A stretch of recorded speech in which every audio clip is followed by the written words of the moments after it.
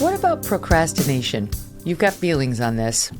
Is it good? Is it bad? Do we do more of it or less of it? I think it can be good or bad, but what I think is really important to see is that at least in some sense, we're always doing it anyway, somehow. You're always procrastinating on something, right? If you buy my basic idea here that because we're finite and the world is infinite, there's always going to be more things you could be advancing on, things that could matter, things that would matter to spend your time on today, you're always going to be neglecting almost all of them. So if procrastination is like neglecting something important, then yeah, you better believe it. You're neglecting something important every day, all the time. And why this is an interesting way of thinking about it, I think, is because it makes you see that the real challenge is not how do I get to the end of the day and not feel like I neglected anything important, because that's crazy.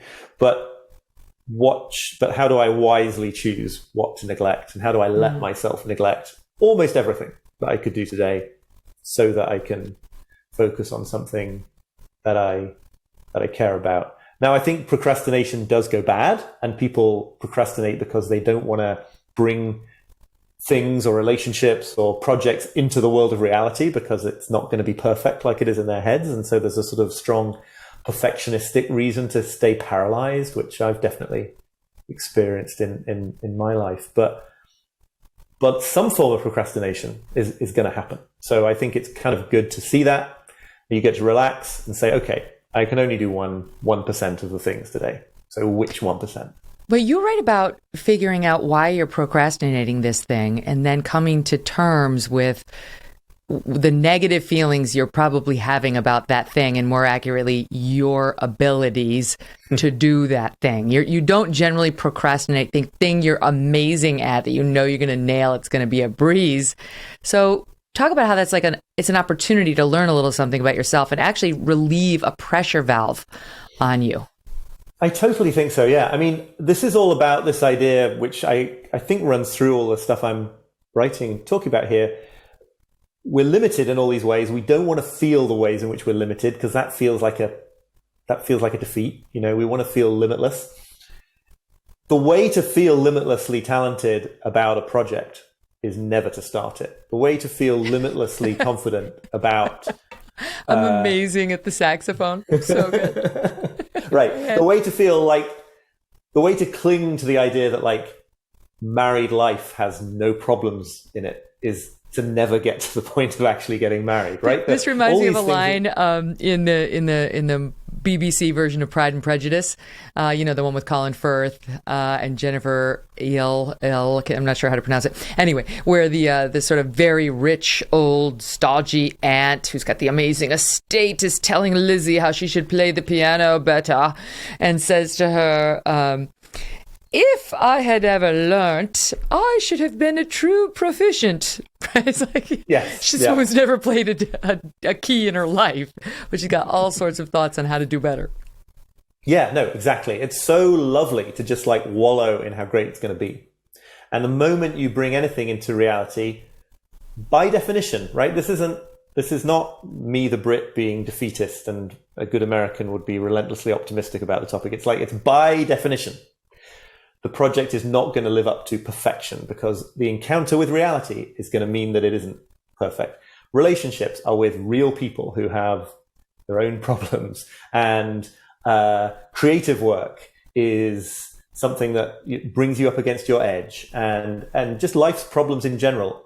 You can't do them perfectly, and so it's always going to feel more comfortable to procrastinate for a certain personality type anyway.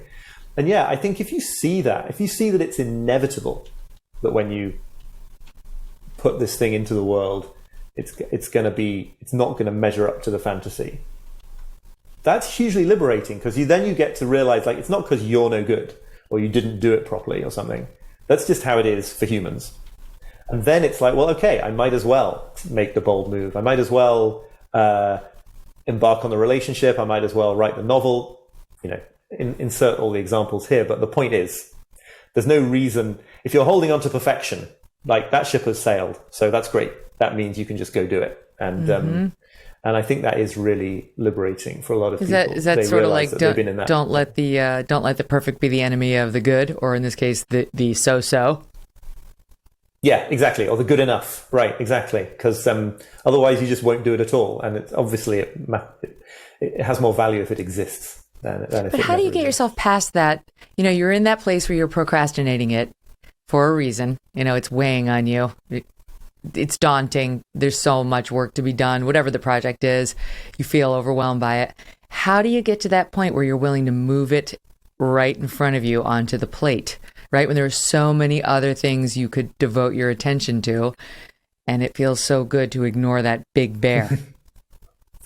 I mean, yeah, that's the question. And part of it, I hope, is just this perspective shift that we're talking about here. I think if you can see that perfection is not possible in reality, then that makes it easier. The other thing that I think really helps is to get almost absurd in how incremental you're willing to be, right? How tiny a step you're willing to take. There's something you can do on any project that would make a difference and that you actually would do now. And it might be nothing, it might be opening the file on your computer that is going to be the Great American Novel. It might be, arranging to have coffee with one friend to talk about how you're thinking about changing careers. Like it's just, there's something that you actually can do that gets just under that bar of being too intimidating to do. And if you can find that thing to do, that decision that you could make now and do it, the momentum effect is bizarre, quite frankly. Everything becomes progressively easier and easier and easier, and before you know it, you are actually making real progress. Hey, thanks so much for watching. If you like what you just saw, hit the subscribe button for more clips and full episodes.